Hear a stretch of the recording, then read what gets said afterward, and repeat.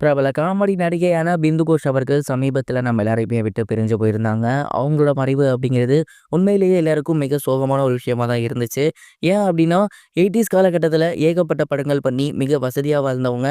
அதுக்கப்புறம் உடல்நிலை முடியாம போயி, அதற்கு வந்துட்டு அவங்க செலவு பண்ணி, மொத்த காசும் காலியாகி, கடைசி காலகட்டத்தில அவங்க ஹெல்ப் கேட்கிற அளவுக்கு ரொம்பவே கஷ்டப்பட்டிருந்தாங்க. விஷால் அவர்கள் ஹெல்ப் பண்ணியிருந்தாரு. நடிகர் கேபிஒய் பாலா அவர்கள் ஹெல்ப் பண்ணியிருந்தாரு. ட்ரீட்மெண்ட் போய்க்கிட்டு இருந்த சமயத்தில அவங்க இறந்து போயிருந்தாங்க. அவங்களோட மறைவு அப்படிங்கிறது எல்லோருக்குமே சோகமா இருந்துச்சு. ரசிகர்களும் சரி, பிரபலங்களும் சரி, தொடர்ந்து தங்களோட கண்டோலன்ஸ் மெசேஜஸ பதிவு பண்ணி வந்துட்டு இருந்தாங்க. மேலும் பிந்து கோஷ் அவர்களோட ஹோம்ல இருந்த நண்பர்கள் இருக்காங்க இல்லையா? அவங்களுமே பிந்து கோஷ் அவர்கள பத்தி ஏகப்பட்ட விஷயங்கள் சொல்லியிருந்தாங்க. குறிப்பா சொன்னோம் அப்படின்னா, பிந்து கோஷ் அவர்கள் எங்க பார்த்தாலும் எங்க கூட இருக்க மாரி தான் இருக்கு. அவங்க அவ்வளவு நல்ல மனிதர். அவங்க கூட பேசினா டைம் போறதே தெரியாது. அந்த காலத்துல அவங்க எப்படி சினிமாக்கு வந்தாங்க? என்ன மாரி கஷ்டப்பட்டாங்க? அதுக்கப்புறம் எப்படி இருந்தாங்க? அப்படின்னு ஏகப்பட்ட விஷயங்கள் எங்க கூட சொல்லியிருக்காங்க. ரொம்பவே கலகலப்பான மனிதர். அவங்க கூட இருந்தோம் அப்படின்னா சிரிச்சுக்கிட்டே இருக்கலாம். இப்ப அவங்க இருந்த ரூம பார்த்தாலோ, அவங்களோட திங்ஸ பார்த்தாலோ, அவங்களோட பீரோவ பார்த்தாலோ, அவங்களோட நினைவு மட்டும் தான் இருக்கு. சம்டைம்ஸ் நைட்டு அவங்க பெட்ட பார்க்கும்போதெல்லாம் காலியா இருக்கும். அதெல்லாம் பார்க்கும்போது அவங்க அங்க இருக்க மாரியே தான் இருக்கும். அந்த அளவுக்கு எங்க கூட நெருங்கி பழகியிருந்தாங்க. அவங்க இறந்துட்டாங்க அப்படிங்கிறத எங்களால ஏத்துக்கவே முடியல. உண்மையிலேயே ரொம்ப கஷ்டமா இருக்கு.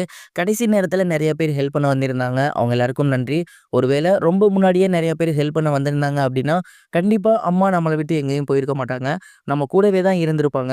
உண்மையிலேயே அவங்க நாங்க ரொம்ப மிஸ் பண்றோம் அப்படின்னு ரொம்பவே எமோஷனலா அவங்க கூட ஹோம்ல இருந்த நெறைய நண்பர்கள் ஷேர் பண்ணியிருந்தாங்க. அவங்க ஷேர் பண்ணியிருந்த அந்த ஒரு விஷயம் இப்போ சோசியல் மீடியால ரொம்பவே வைரலா போய்க்கிட்டு இருக்கு. இத பார்த்துட்டு நெறைய பேரு கவலைப்படாதீங்க அப்படிங்கிற மாரி ஆறுதல் சொல்லி வந்துட்டு இருக்காங்க. இது ஒரு புறம் இருக்க, பிரபல கராத்தே மாஸ்டரான சிகன் பூசனியா அவர்கள் பிளட் கேன்சரால பாதிக்கப்பட்டு ஹாஸ்பிட்டல்ல அட்மிட் ஆகியிருக்காரு. அவருக்கு தீவிர சிகிச்சை போய்க்கிட்டு இருக்கு.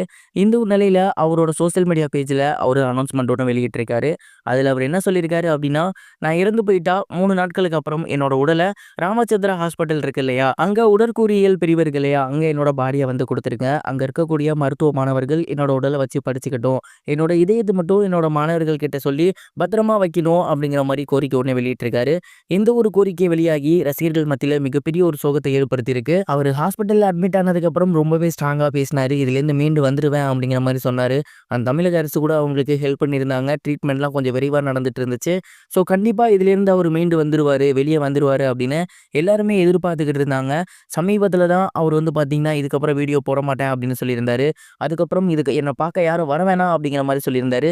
இப்ப இந்த மாதிரியான ஒரு அறிக்கை வெளியிட்டிருக்குது அப்படிங்கிறது அவங்களோட மாணவர்களுக்கும் சரி, ரசிகர்களுக்கும் சரி மிகப்பெரிய ஒரு சோகத்தை ஏற்படுத்தியிருக்கு. இந்த ஒரு விஷயத்த பத்தி நீங்க என்ன நினைக்கிறீங்க? உங்களோட தாட் என்ன அப்படிங்கிறத மறக்காம கமெண்ட் பாக்ஸ்ல ஷேர் பண்ணுங்க. இதுவரைக்கும் கனெக்டிங் டிவிக்கு சப்ஸ்கிரைப் பண்ணனா மறக்காமல் சப்ஸ்கிரைப் பண்ணிக்கங்க. உடனடி அப்டேட்ஸ் பெறுவதற்கு நோட்டிஃபிகேஷன் பெல்லையும் கிளிக் பண்ணிக்கங்க.